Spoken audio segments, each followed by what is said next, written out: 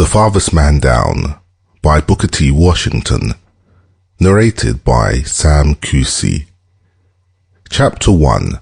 Hunting the Man Farthest Down.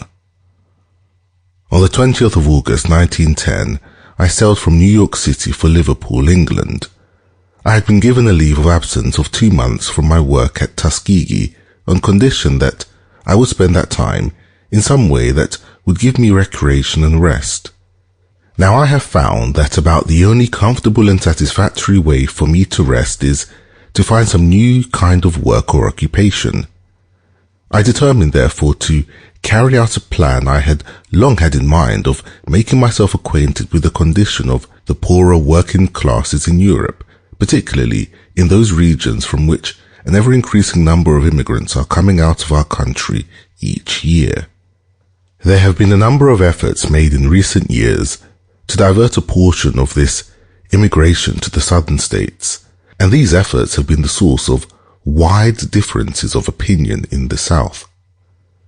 Some people have contended that in these immigrants, the southern people would eventually find a substitute for the Negro laborer, and that in this direction, a solution for the race problem would be found.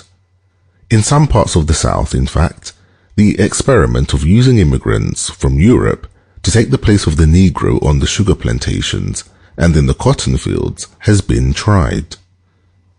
The best way to get acquainted with an individual or with a people, according to my experience, is to visit them at their work and in their homes, and in this way find out all about them.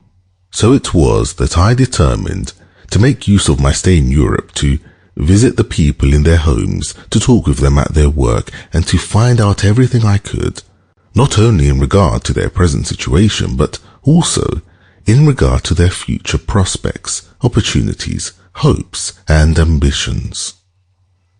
I was curious, for one thing, to learn why it was that so many of these European people were leaving the countries in which they were born and reared in order to seek their fortunes in a new country and among strangers in a distant part of the world.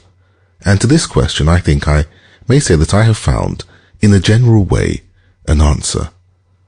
One general fact, at any rate, in regard to this matter of emigration, I may perhaps, without attempting to go into details, mention here at the outset. It is this. The majority of people who reach this country as immigrants from Europe are, as one might expect, from the farming regions. They are farm laborers or tenant farmers. Sample complete. Ready to continue?